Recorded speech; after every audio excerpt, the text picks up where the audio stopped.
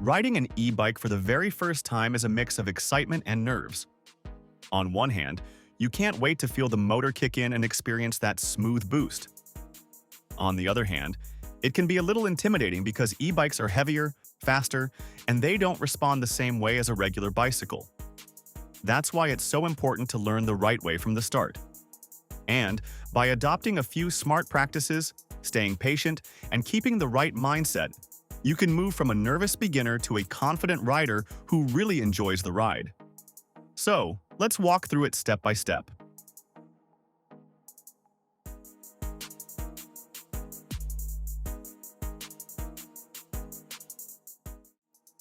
The first thing you should do is resist the urge to plan a long adventure right away.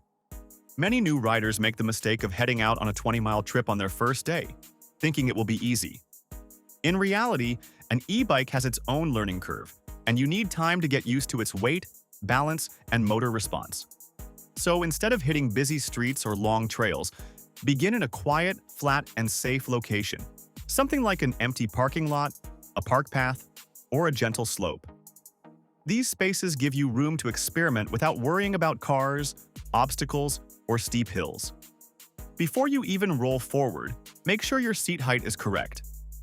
When you're sitting on the saddle, the balls of your feet should barely touch the ground, and your knees should have a slight bend at the lowest point of the pedal stroke. This position keeps your knees healthy and makes pedaling more efficient. However, if you're still building confidence, you can temporarily keep the seat a little lower so your feet are almost flat on the ground. Just remember to raise it later once you're comfortable, because riding too low can actually strain your knees and reduce pedaling efficiency. This initial setup might sound simple, but it's the foundation of your ride. Once you're confident balancing the bike and adjusting your posture, you're ready to experiment with the motor power. The biggest difference between an e-bike and a regular bike is, of course, the motor. It's what makes the ride so enjoyable, but it can also surprise you if you're not prepared. That's why the safest way to begin is by starting in the lowest pedal assist mode, usually called Eco or Level 1. At this level, the motor gives you just a gentle push, helping you understand how the assistance kicks in with each pedal stroke.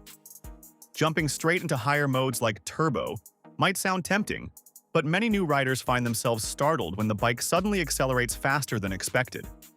Starting low allows you to gradually adjust to the sensation of electric assistance without feeling like the bike is running away from you. If your e-bike comes with a throttle, that's another feature you'll want to practice carefully. Unlike pedal assist, the throttle doesn't wait for you to pedal. It moves the bike forward instantly. Press it gently at first, just to feel how quickly it responds. Over time, you'll discover that the throttle is best used strategically, like when you need to cross a busy intersection quickly, or when you're stuck at the bottom of a hill and can't get enough momentum by pedaling alone. Many riders say the throttle has saved them from awkward stops in traffic or shaky uphill starts. But the key is learning control, not speed. Now that you're moving and feeling the motor support, the next challenge is learning how to stop safely. One of the biggest surprises for new riders is realizing that stopping an e-bike is not the same as stopping a traditional bicycle. E-bikes are heavier, often by 20 to 30 pounds more, and because of the motor, you'll be going faster more often. This means your braking distance will naturally be longer, and you can't afford to wait until the last second to slow down. A golden rule is to always brake earlier than you think you need to. Approach intersections, curves, and downhills with caution, and give yourself extra space. When it comes to technique, use both brakes together. Squeeze them gradually so the front and rear wheels work in harmony. If you slam the front brake too hard, the sudden stop can throw you over the handlebars. A safer method is to start with the rear brake and then gently add the front brake until both wheels slow down evenly. Getting a feel for your brakes in a safe area, like we discussed earlier, will prepare you for real road situations. Once you trust your ability to slow down smoothly, you'll feel much more confident riding at different speeds. And speaking of speed, how you manage your gears plays a big role in both your comfort and your battery's life. Many beginners forget that e-bikes still come with gears, and they're just as important as they are on a regular bicycle. In fact, Gears and motor assistance work best when they complement each other. For example, downshifting into a lower gear when you're climbing a hill not only makes pedaling easier on your legs, but it also reduces how much the motor has to strain. This translates into less battery consumption, allowing you to ride farther on a single charge. Think of it this way: if you always rely on high motor power instead of using your gears, you'll drain your battery faster, and you might even put unnecessary stress on the motor system. By shifting gears smartly, you extend both your range and the life of your bike. The trick is to plan your shifts in advance. If you see a hill coming, change to a lower gear before you reach the steepest part. Shifting too late can make the climb harder than it needs to be, and it can wear down your drivetrain. Over time, you'll develop a rhythm where gear changes and pedal assist feel like second nature, but in the beginning, it's worth consciously practicing. Now, the turnings on the road. And believe us, if you're new to the e-biking scene, it can feel different from what you're used to.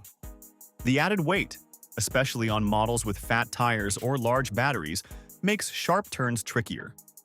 Many beginners underestimate this, and it often leads to close calls or even crashes. In fact, some riders have shared stories of clipping curbs or toppling over simply because they didn't lean correctly into a corner. To avoid this, slow down before entering a turn and lean naturally with the bike, rather than trying to resist the movement. Keep your eyes on where you want to go, not on the obstacle you're trying to avoid. It sounds simple, but your body tends to follow your gaze, and focusing on the path helps you steer more smoothly. Even with all the preparation in the world, little mistakes are part of learning. Some riders scratch their bikes during their first week, others misjudge a turn, and even celebrities like Simon Cowell have had serious e-bike accidents early on. What matters is not being discouraged. Every mishap teaches you something, whether it's to brake sooner, lean better, or respect the power of the motor. Over time, these lessons turn into instincts, and the nervousness you felt in the beginning slowly fades away. Once you've practiced in safe spaces and feel comfortable with the basics, start applying your skills in real life. Take your e-bike for short rides first, like to the grocery store, a friend's house, or a quick commute. These small trips let you experience real traffic, intersections, and terrain without overwhelming you. As your confidence grows, you can extend your rides, try different assist levels, and even join group rides. Riding with others not only builds confidence but also teaches you road etiquette and safe riding habits. Eventually, you'll stop thinking about every little movement and simply enjoy the freedom your e-bike brings. So, how to ride an e-bike isn't just about mastering controls. It's about building comfort, safety, and confidence step by step. Every ride will make you a little better, and soon enough, the nervous beginner stage will be far behind you. If you're still confused, please rewatch the video and get the points simply. Thanks for watching. Hope you found our tips helpful. And if you have any say about your first e-bike riding, let us know in the comments. We'd love to hear them.